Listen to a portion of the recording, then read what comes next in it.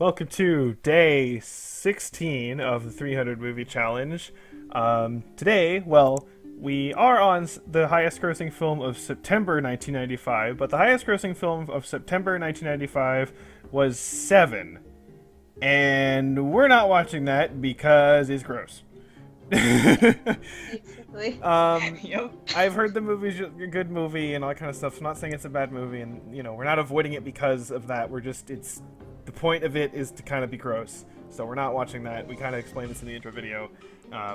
But instead, remember, we're replacing those videos with videos or with movies in a series where some of the films are in this challenge, but some aren't. So, we watched The Bourne Identity. Yeah. 7 years later, but whatever. It's okay. It's okay.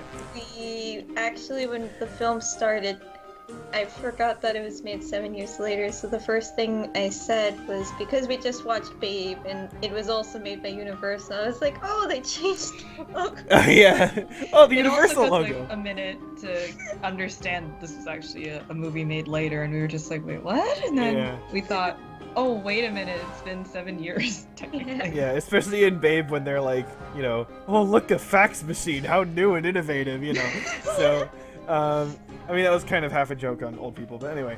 So, yeah, so this movie is, like, kind of hard to talk about just because, like, the whole kind of premise of the movie is that you don't know what's going on. Yeah. So I've watched the movie before, and the first thing I warned these guys is that it's very confusing in the beginning of the film until like the end where things start coming together and stuff, because the point of the movie is that he lost his memory. So he's trying to figure things out and you kind of just figure things out with him. Mm-hmm. Definitely this is a movie that you would want to watch a second time in order to like understand everything that's going on, because definitely watching it the second time I was like, okay, I know what's going on now and I know how this is going and stuff. But I think even though it is a bit confusing, I think the way they executed it was actually good, though. Yeah. Yeah. It's done very well, and the amount of suspense that they put in is really good for the context that you have, because you have so little context. Yeah. But they work with it, and they work really well with it. Yeah.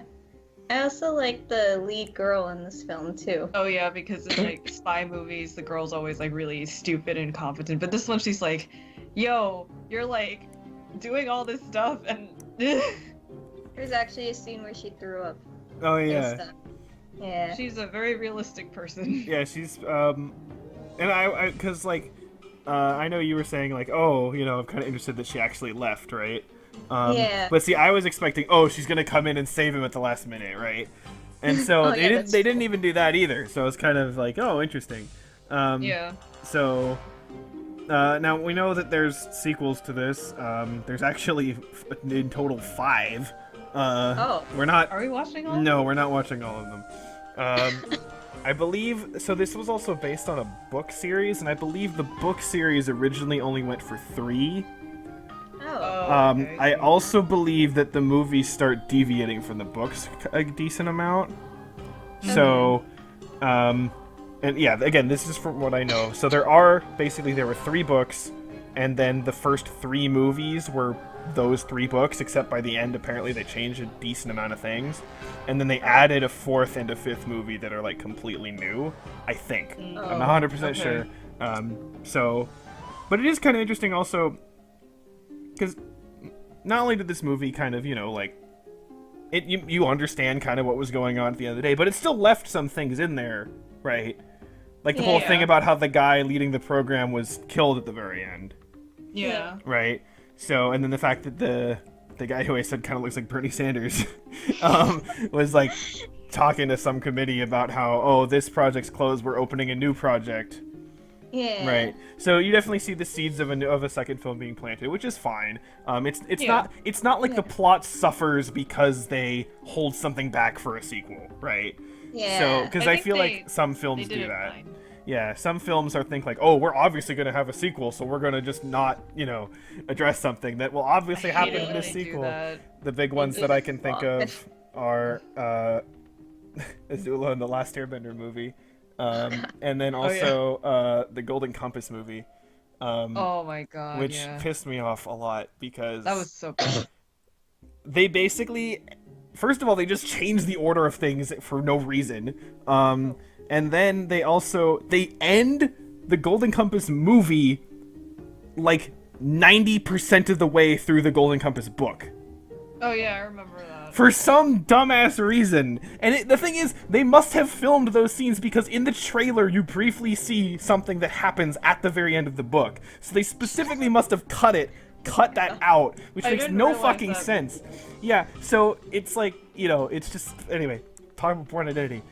So it doesn't suffer from those problems, right? You don't feel ripped off, and that if anything, it just makes you interested to see the next ones, right? Yeah. So, the characters are pretty good as a comparison to like Waterworld, which was the last action movie that we saw and stuff. The characters suck. The characters were so bad in like Waterworld, but then here, I think even with how they act for certain things, it works. Like even Matt Damon's character. No wait, his name is Bourne because Bourne is in the title.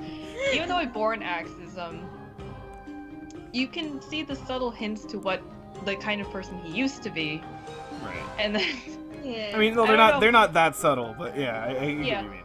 But like there are these scenes where it just looks like he's smiling, and I kind of appreciate that for some reason. Oh, yeah, no, like, oh yeah, this is a delicious meal, thank you.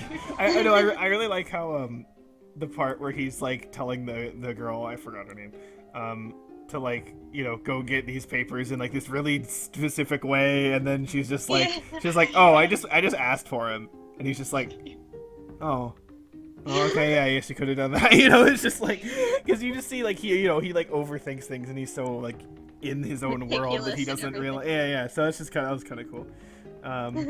Yeah. Oh yeah, the part where you were mentioning how he like just closes doors politely. Oh yeah. Oh. He even took the key out and stuff. It's like the smallest but most simple things that he just does politely. Yeah, it makes him endearing, even though like he seems like he's like kind of like very robotic, but the smallest things make him very human. Yeah. Yeah. Well, just the very strange idiosyncrasies. I guess. I mean, if this kind of ended up reminding me of the Die Hard with a Vengeance. Because like the plot structure, at least for that movie, was kind of like, you're kind of figuring out what's going to happen, whereas this movie is you're trying to figure out what did happen. Yeah. Right. So you're still kind of in the dark for both movies, and of course, action movie with a couple of characters. So I like Die Hard more. I just think it's more entertaining. And so, that's not this movie's good. I don't think it's, that I would say Die Hard's a bit better. I'd say some of the other movies maybe left a little bit more of an emotional impact on me. But at the end of the day, it's a good movie. So yeah, it's not it would make you want to watch the other ones. Yeah, it makes me want to watch the other ones. Like, I don't think it's amazing, but it's a good movie. So I don't know. You feel pretty much the same, I guess. Yeah, more or less. Yeah. We all enjoyed it. That's basically the... We'll be seeing the sequel at some point. Much later. So Much later. Yeah. We have things scheduled out in such a way so that the sequel is like, 150 movies later or something. I don't remember. So it's gonna be a while. Let's see if we even remember what happened in this movie by the time we see that. Hopefully. If we rewatch it again, then you both will. Well, okay, that's true. Have what I. That's a good point. Good point. But yeah, so that was Bourne Identity. Good movie. Yes. Good movie. And so that's it for that. So yeah, we will be back for the next one, which will be the highest grossing film for October 1995. Yes. Which we have never heard before, but is supposedly good. So we'll see. Hopefully it's right. But Hopefully. we'll Hopefully. get to that when we get to that. So for now, bye. Bye. Bye.